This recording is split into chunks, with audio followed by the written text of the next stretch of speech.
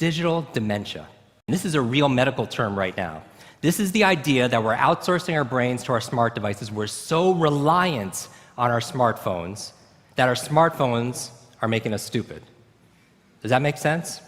It's convenient. I don't want to memorize 500 phone numbers, right? Nobody wants to do that. But we've lost the ability to memorize one. Like if I give you a 7-digit number now, how difficult? Would it be you find that kind of difficult to memorize, like a phone number that you used to do years ago? Yes or yes? Because if I take my arm and I put it into a sling for 6 months, does it stay the same? Would it even grow stronger? It would what? It would atrophy and grow weaker. Same thing with your mental muscles. If you're relying on your phone to keep your schedules, your to-dos, I went out to dinner with 10 people recently. There was 10 of us. And 3 people at the end pulled out their phones to divide the bill by 10. We've lost the ability to be able to do certain things, and so that's where digital dementia is. Smart devices could be extremely convenient, but they could be crippling also. So it could be a balance. Can I borrow someone's phone, please? Anyone? Thank you.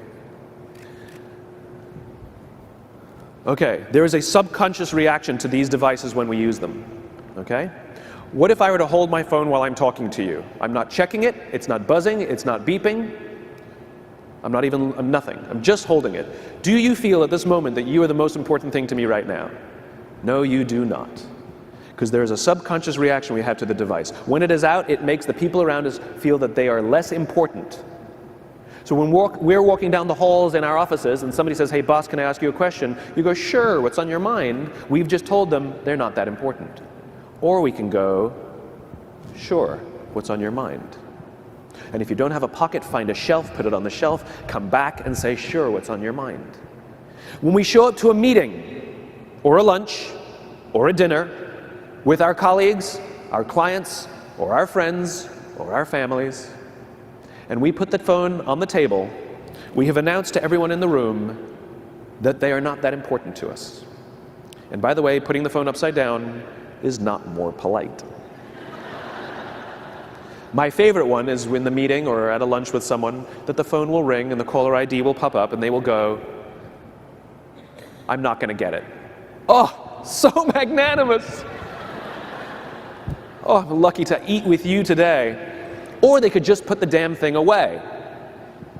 You can tell how addicted we are. When somebody pulls out their phone when you're with them, how uncomfortable does that make us feel? You're walking down the street with someone, they pull their phone out. We feel stupid, so what do? We pull our phones out. We're so addicted. Somebody goes to the bathroom when we're at dinner, and what do we have to sit there by ourselves? God forbid we should look around the room for 5 minutes. We pull our phones out. Meetings, awful. What do we do when a meeting happens, right? Everybody's sitting waiting for the meeting to start. Bob's running a few minutes late. Bob's here? Okay, start the meeting. Do you know when relationships are built?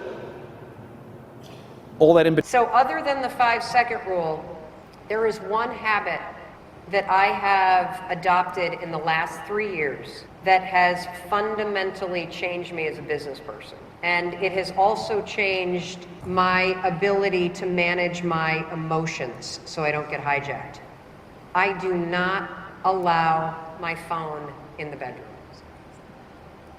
I know the research. Deloitte just did a study based on phone use alone, and 33% of people are reading emails in the middle of the night. I know that if you go to bed and the phone is right next to you, right? So you go to bed because you need your phone. You know, somebody might need you, and you sleep. You know, if this is right here and it's not closed and the blue light is on, they've done studies where they have people at a table and the researcher will put their phone on the table, not even my phone, the researcher's phone, and the brain lights up like crazy, just with the presence of a phone. The research around the phone and sleep is so stunning that if you were to adopt one radical thing today other than the 5-second rule, try putting your phone outside your bedroom, turn off the so you don't hear it. Tell people who need to reach you to call you. My kids, I have a kid in college, a kid who's high school, kid in middle school. If there's an emergency, call me. There is nothing happening on your phone at 2 o'clock in the morning that's important. But if you allow yourself to become a tool of this is supposed to be your tool for selling. your tool for communicating, and we're all becoming the tool. Here's the other thing, common sense-wise, that I want you to understand. You wake up, the alarm goes off. What do? Whoop! So you're not even vertical, and you're reading emails. And what is in these emails? Other people's crap. If you don't have boundaries with this puppy, it's going to impact sleep, it's going to impact how much money you make, it's going to impact how much self-control you have. And so when I put this thing outside the bedroom and I wake up, I walk over to where the phone is, it's plugged into my bathroom, I turn it off, I don't look at it yet. I give myself 5 minutes. 5 minutes before I tune into the world to actually tune in up here and say, what's the one thing I'm going to get done today that really matters to me? If you're the kind of person that feels like you don't have control over your day, that your day gets hijacked, that you can't get to the priorities, that you're always behind the ball, this one planning thing will change your life. No phone in the bedroom, turn it off when the alarm goes off, 5 minutes, 5 lousy minutes, 5 lousy minutes before you tune into the rest of the world. And if you've got the kind of job where you've got to check it, get up 10 minutes earlier. You have control over this stuff, and it is so important that you take it seriously now, because you're living at the slowest moment of your entire life.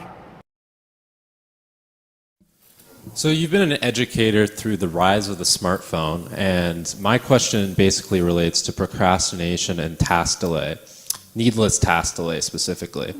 And given the unprecedented level of distraction that we have in today's world, I just wanted to get your perspective from a psychological standpoint on, other than cleaning your damn room, what would you suggest to a student who's looking to overcome these things? Well, I think with any, let's call it addictive process, I mean, email is powerfully addictive, right?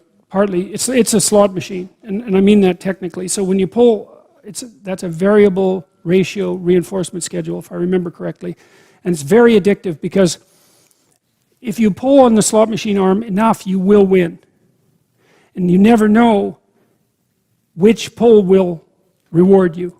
And so not only is that addictive, it's very hard to extinguish that. And so email's like that because there's always something beckoning, and now and then it's a jackpot. And social media is like that because, you know, people are posting interesting things. And so, well, how do you overcome an addictive process? And partly you do it by replacing it with something better, right? So when people study drug and alcohol use, they often make an elementary mistake, which is to try to figure out why people use drugs and alcohol. That's not a smart thing to wonder. We know why people use cocaine. Cocaine directly stimulates the systems that produce positive emotion. It's like, so there's no mystery there. The mystery with cocaine is very, very simple. Why don't people take cocaine all the time until they die? That's the mystery, really, because you can get isolated rats to do that. So, and for some people, alcohol has the same kind of effect, except it's mediated by opiates. But often what people have to do to get themselves out of an addictive process is to find something better to do to replace it. And so I would say the problem with the gadgets, and I mean, they're amazing things, is that they proximately interfere with medium to long-term goals, I would say. And so I think the first thing you have to do to bring them under control is figure out what it is that their use is interfering with. It has to be something important, right? So you think, well, I want to do something important. Well, what is that? Oh, it could be personal. Maybe you want to have a relationship. You want to get married. You want to have kids.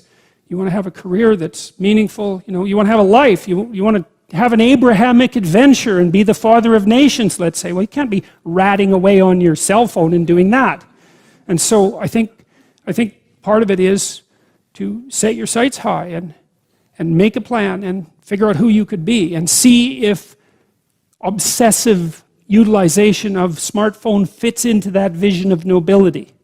And it will partly because they're unbelievably powerful communication devices, but so often it's for lack of something better to do, and it also interferes. So that's about the best I can do with that.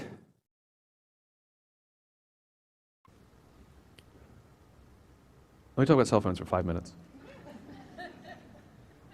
Okay, so almost every alcoholic, so I get to talk to a lot of Gen Y kids, high school and older, but it's now the younger generation is going to be affected by this and then some. They are suffering, they are starting with a deficiency that is the responsibility, that we have to share responsibility in helping them overcome. Let me explain. Almost every alcoholic on the planet discovered alcohol when they were teenagers. Because when we're very young, the only thing we need from the only approval we need is from our parents. That's it. You know, a little kid looks to their parents, the parents are happy, they're happy. And then when we go through adolescence, we start to need the approval of our peers. As frustrating as this is for parents, it's actually very important for us because it allows us to acculturate outside of our immediate families, right? It's a very stressful time, adolescence, and what we're supposed to learn is to rely on our friends during this time of stress and anxiety. Some people accidentally discover alcohol and the numbing effects of dopamine, because that's what dopamine does. And unfortunately, they accidentally make a hard-wired connection that when they suffer stress, you don't go to a friend, you go to the bottle. And that then plays out for the rest of their lives. All alcoholics, 100%, drink for a finite number of reasons. Social stress, financial stress, career stress. That's pretty much it, right? It's a coping mechanism. So we know that you get a dopamine release, which is the same chemical that makes you feel good when you drink. We know that you get a dopamine release when your phone goes buzz or beep or flash or, you know, bing. We know that you get that when you get social media alerts as well. And so what's starting to happen is these kids, as they're going through adolescence, nobody has recognized that the device is actually addictive. And so what we're actually doing is creating an entire generation of mini little addicts that are getting hardwired to believe that their sense of self-worth and their sense of coping comes from the device and not from another human being. That's why they suffer real stress when they lose followers. And they get real joy when they gain followers. Like the number of responses they get or likes that they get are real, those stresses. When they suffer, when they're feeling a little bit down, we do the same thing. When you're feeling a little down, you send out 10 texts hoping to get one back. And what's happening is because the device is so, can I borrow someone's phone? Thank you. Here's what happens. The kids are walking around with them all the time. I now see girls walking around like this. Like they're not even holding them down here, it's like this. And I see boys walking around like this. This is just how they walk. It's here. It's not here. And they put it on the table in front of them. And here, let me show you what I mean. There's a subconscious effect on the people around us when we have our phones, and we're all guilty of this. What if I'm holding my phone? It's not tweeting, it's not buzzing, it's not beeping, and I'm not checking it. I'm simply holding my phone. Do you feel that you're the most important thing to me right now? No, you do not. And this is an artificial environment, simply by holding the phone. Which means when we show up to a meeting and we put our phones on the table, it says to the rest of the people in the room, you're not the most important thing to me right now. And by the way, putting your phone upside down is not more polite. When we show up for dinner with our families, when we have to have a conversation with one of our students, when we have to have a conversation with a parent, and we put a phone on the table, it says, this is not the most important thing to me right now. You felt it. And so the most important thing to do is to get rid of the device when you're engaging with another human being. So when somebody says, can I ask you a question? And you go, what's on your mind? Because what it says is, you have my attention. Remember that those chemicals, when somebody says, when we feel that somebody actually cares about us. And if you don't have a pocket, you go to a shelf nearby, you put it down, you say, what's on your mind? When someone comes into your office, you put the phone in the desk, you turn off the monitor, you shut the laptop, you say, what's on your mind? Right? So what's happening is kids now, they go for dinner with each other, hang out with each other, the lunch table with each other, and the phones are out constantly. And not only they're just on the table, they're actually engaging with people instead of engaging with the people that they're with. And they're not actually learning, thank you, they're not actually learning how to make friends. They're not actually learning how to talk to people. So I've talked to many kids about this, that let's say they're using Google Maps to get somewhere, and their phone dies. They will spend more time looking for a charger than simply asking somebody where to go, because they're afraid to talk to people. And for slightly older ones, dating is the same. You know, you swipe right, and that's it, you can get a date, right? Like dating has been made so easy, it's instant gratification, and this is part of the problem. They're growing up in a world of instant gratification, where if you want to buy something, you go on Amazon, it shows up the next day. You want to watch a movie, you just log on and watch it. You don't check movie times. You want to watch TV, you don't wait week to week to week. You just binge watch over a weekend. If you want to get a date, you just log on and you can get a date, like no problem. And so what's starting to happen is they're accused of being entitled. I don't think they have a sense of entitlement. I think they're wonderful, smart, hardworking kids. I think what they have is a systemic impatience. And the problem is they think that satisfaction in life, fulfillment, or even love and friendship happen just as immediately, and they don't. It takes time, and it takes unbelievable hard work. And the problem is they're not learning the skills to make friends. They're not learning the skills to fall in love. They're not learning the skills to talk to people. They're not learning the skills to find fulfillment because it's slow, and it's boring, and it's human. And we're starting to see the results. We're starting to see suicides on the rise. Nobody kills themselves because they're hungry. They kill themselves because they're lonely. We're starting to see school shootings on the rise. In the 1960s, there was 1. In the 1980s, there were 27. In the 1990s, there were 58. In the past decade, we've had over 120.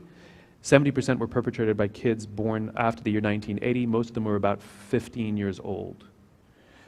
And though we have no good science on it, we know anecdotally that they spent a disproportionate amount of their social lives, online. Human relationships is what makes people happy. This is why solitary confinement is considered torture in many places. And what we're doing is basically solitary confinement. We've taken the kids away from each other, and they're engaging with their phones more than anything. I, for one, do not believe there should be a phone in a school. There should definitely not be a phone in a classroom, and I don't know why you need the internet in a classroom either. Whatever they're using, they can use. I do not understand. Because and the reason I'm draconian about it is the same reason we take the alcohol out of the alcoholic's home. Because you can't trust the willpower. It's too powerful. It is addiction. It is addiction. We aren't even good at putting our phones away. And so now you're going to ask a 12-year-old, a 10-year-old, and a 9-year-old to do it? We're out of our minds. The only way to do it is to take the phone away, to ban them in a classroom and ban them in a school. They will hate it at the beginning and then watch what happens. I'll give you some personal experiences. So when I go in to do workshops with people, I'll sit with a room full of executives. And the first thing I do is I take a bucket or a bowl and I walk around the room and I make them throw their phones in the bucket or the bowl. I get very dirty looks and they are not happy. These are some senior executives that go like this, right? And I take all the phones away and I put them on the side and then we start the workshop. Here's what happens. Within a few minutes, everybody relaxes. People talk to each other. And the most important thing is the breaks. Because usually what happens in a break, and I watch it happen here too, as soon as we stand up, we go like this.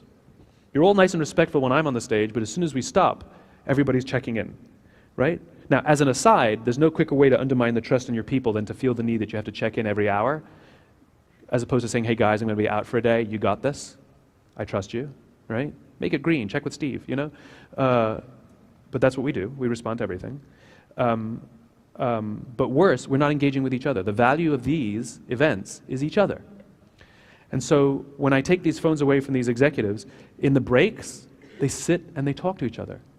Nobody goes to get their phone. I made no rule that said they can't. I just put them away and put them on the side. They actually talk to each other. The quality of the workshop is always fantastic, and the best part is when they walk out, they actually are talking to each other on their way out. In other words, camaraderie. Simply by forcing the phone to be taken away, it's a mechanism to get the behavior that we want. David Marquet's work talks about this. You don't try to change people's thinking to get the behavior. You change the behavior to change their thinking. And so sometimes you have to force it. There should never, ever, ever be a cell phone in a conference room. I don't care if you're with each other or with your parents, whatever, or you're meeting with your students. Theirs or yours. There should never be a cell phone out in any kind of conference room ever, because the quality of the meetings goes up. And I promise you, even though people will grumble and even though they'll hate it, and even though parents will say, what about an emergency? Here's what you do in an emergency. Call this number, it's the school. Tell us, little Jimmy, something happened to his grandmother, and we'll go get little Jimmy for you. Old school, right? Like, I got it, there's an emergency. That doesn't mean the kid has to have a phone on the whole time, because the negative impact is not worth the benefit. And at the end of the day, how many kids have really been called up because of emergencies on their phones? I mean, you know? In my world, I would love to put chicken wire inside the sheetrock of all the schools so the phones just don't work. And it'd be like, AT&T, you know? Anyway, my point is what'll start to happen is simply by removing the device, including the cafeteria. I'm not talking classroom, I'm talking everywhere. You'll start to see the kids talking and learning how to communicate and learning how to build social relationships, learning how to talk to each other, learning how to talk to their teachers, learning how to talk to their parents. They will acculturate and socialize. There's skills that they're lacking that are manifesting in things like depression, suicide, and school shootings later on in life. Those are the worst case scenarios. The best case scenario is you just hate your life and live your life just going through life thinking life sucks and not really loving your friends. Colleges now are dealing with unprecedented numbers of people dropping out or taking leaves of absences because of depression. It all starts here. You know, if there's one school here that wants to experiment and literally ban phones in the entire building, teachers included, I think phones should be treated like smokers. Make as many texts as you want, make as many personal calls as you want outside, right? At least smokers are social. At least they go out with each other. And the reason I say this is not because of some highfalutin opinion. I love technology. I think there's nothing wrong with technology. It's about the balance. Alcohol is great. Drinking too much alcohol is not good for you. Gambling is fun. Gambling too much is not good for you. Cell phones are wonderful. Out of balance, they're absolutely addictive and destructive to the relationships of human beings. And I bet one school could demonstrate not only grades will improve, relationships will improve, bullying will improve, all of that sort of is mitigated simply because the kids are learning to talk to each other. So I wanted to bring it up because it's a very real problem with adults as well as the teachers. Because remember, leadership starts at the top, which means if we can't tell the kids not to use their phones if we use ours. Teachers can't use them either. There can be a place to use them, teacher's lounge maybe, you know, after school, but not in the classroom. It matters. I've been doing it myself. I go out with my friends now, and I go out for dinner and I hand my phone to my friend. Whoever I'm with, I'll give them my phone. I have no access to it now. And I relax and I enjoy my dinner with my friend. Or I make everybody turn their phone one to the left. We all give our phones away. It's the funniest thing. Somebody goes to the bathroom. What's the first thing we do? We pull our phone out. And, you know, God forbid we should just enjoy the surroundings for 4 minutes. You know? Or if somebody else brings their phone out, we have to, because we feel uncomfortable just sort of standing there, so we bring our phone out too. It's what happens. It's what happens. It has a ripple effect. Anyway, I've beaten that horse a lot.